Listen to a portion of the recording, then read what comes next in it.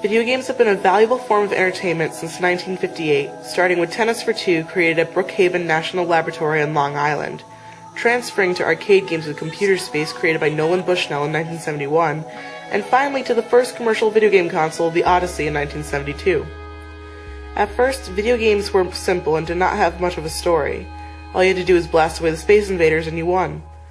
But as time progressed, game designers saw the potential of combining gameplay with story. In doing so, they created an art form.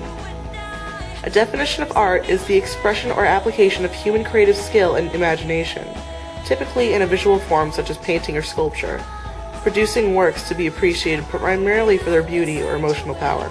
It takes creativity and imagination to make a video game, with story, visuals, and music. Further, people can have an emotional experience while playing, like getting angry, laughing, or crying. Many people disagree, saying that video games are just entertainment. One such is Jack Kroll, who states games can be fun and rewarding in many ways, but they can't transmit the emotional complexity that is the roof of art. Yes, some games are just entertainment, but if the player can share an emotional connection with the characters and what is going on within the game, why wouldn't it be art? According to Chris Melisinos, the curator of the Art of Video Games exhibit going on right now at the Smithsonian Museum in Washington, D.C., there are three voices in a video game: the voice of the creator, the voice of the game, and the voice of the player. The creator is like the god of the video game's world. Their opinions and morals can be constructed into the game and heard by others. The game is the vessel the creator uses to tell the story and relay the message. The player receives the message and responds by playing the game, interacting with the world's environment. All of these voices combine to create what could be a life-changing experience. One of the first games that can be considered art is Super Mario Bros. For the Nintendo Entertainment System, which was released in 1985. At the time, the graphics were amazing and the accuracy of the controls was almost perfect, but it incorporated something else that most games did not: the story. The plot was simple: Mario goes on a journey to save the princess, but it was still a story nonetheless. Mario was only the beginning. In 1994, the sixth installment of the Final Fantasy series was released in Japan on the Super Nintendo. Final Fantasy VI was mostly about Terra, a half-Esper girl who was running away from Kefka, a government official.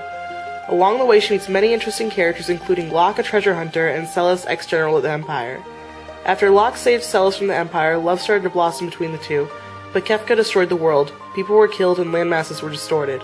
Celes landed on an island where her guardian from the Empire, Cid, finds her. Unfortunately, Cid becomes sick and dies. With Cid dead and thinking Locke is also dead, Celes believes that there's nothing left for her in the world, and she jumps off a cliff. The gamer sees her fall and her tears. Even though the game was from the 16-bit era, the developers were able to give an accurate portrayal of suicide. But to make the suicide attempt have dramatic importance, she survives and finds Locke's bandana on the beach. This gives her hope to live and find her love. This game invokes sadness within the players. Suicide in a video game was unheard of back then and is still very rare today. One game that is a great piece of art is Mother 3, released for the Game Boy Advance in 2006. The game starts with a happy family reunion. Lucas, Klaus, and their mother Hanawa are visiting Hanawa's father's house. She sends her husband Flint a sweet letter before heading back home, but she is murdered. When Flint finds out, he goes on a rampage, attacking townspeople while in a state of anger and sadness, and ends up in jail. Flint's actions in that scene are a perfect depiction of grief. At Hanawa's funeral, Lucas is not able to understand that his mother is gone and runs away. Also, after the scene, sunflowers, a symbol of Hanawa, keep appearing and reminding the player of the turmoil Lucas is going through. One of the saddest scenes in the game is when Lucas sees Hanawa's ghost in a sunflower field. Lucas is surrounded by the symbolism of his mother, and then she appears before him, but he cannot touch her. And while all of these things are going on with Lucas, Klaus disappears, but no one notices until the end of the game. Porky, the villain, killed Klaus, brought him back to life, and brainwashed him into searching for the 7 needles that could save or end the world. After Lucas defeats Porky, he meets a masked man in front of the last needle. The two fight each other until Lucas figures out that the masked man is actually his brother, and their mother's ghost snaps Klaus back to his senses. He sees what he is doing and fires a bolt of lightning at Lucas's Franklin badge, which reflects right back at him. Klaus committed child suicide. Lucas's last memories of Klaus are relayed through sensory dialogue, and then all he is left with is Klaus's corpse. Lucas mustered up enough strength to pull the final needle to save the world. But, of course, no good deed goes unpunished. The world ends, and after all Lucas has been through, this is what he gets. Mother 3 is a dark game, even though it may look cheerful, and it's realistic with how people react to all of these depressing events. Anyone who has had a loss in their life can connect with Lucas and his family, and would most likely cry while playing this game. Art is meant to connect with a person emotionally, and Mother 3 is proof that video games are art based on this definition.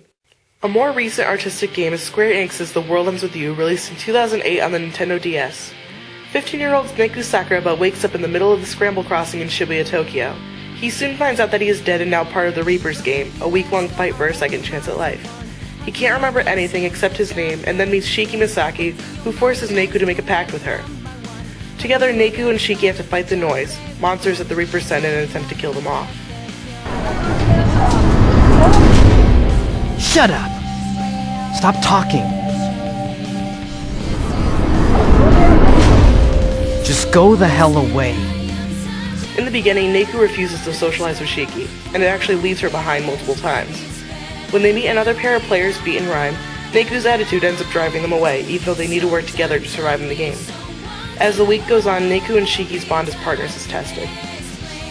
Neku and Shiki begin to trust each other, even after all of the Reaper shenanigans, and by the end of the week they are completely in sync. Unfortunately, only Shiki was allowed to go back to life. Neku got his entry fee from the first week back, his memory, and decides to play the game again, but this time his entry fee is Shiki. So if Neku loses, both of them will be erased from existence. Neku begins his second week and teams up with a sassy kid named Yoshiya Kiryu, but his parents call him Joshua. Joshua is quite a handful. He doesn't want to do vital missions, he tricks Neku constantly, and Neku even begins to suspect that Joshua is the one who killed him. But every time Neku gets frustrated with Joshua, he reminds himself to trust his partner, which is the only way he will be able to save Shiki. This game is built around the theme of trust. Almost every day of the game you are reminded to trust your partner no matter how excruciatingly annoying they may be. The World Ends With You has moral values, a unique gameplay style, original soundtrack, manga graffiti visuals, crazy characters, and an enticing story. All of those elements are what make it so artistic. This game should be hanging in an art museum. Games have evolved from Super Mario Bros. To The World Ends With You, and as they evolved they became living pieces of art. Celis' suicide attempt connected to the person's feeling of being alone. The entirety of Mother 3 was trying to make the player cry, and The World Ends With You taught people about cooperation and trust. When people say that video games are not art, they don't realize that a video game is made up of many art forms. Since the beginning, they've used some type of visual art as graphics. The story is created by a writer, and in most games there is background music. Now, a lot of video games have voice acting or motion capture acting, including theater in the mix. Anything a human does has a potential to express. There is no difference between digital and traditional, they are all art. Making a video game is the same as writing a novel or creating a painting. A person puts their creative spirit into a game and it becomes an emotional experience. We have done our best to raise the boy, since his poor parents are not here to do it. Time out for a second. That wasn't supposed to happen. Jason! But Neku, I thought you couldn't afford to lose. Give up on yourself, and you give up on the world.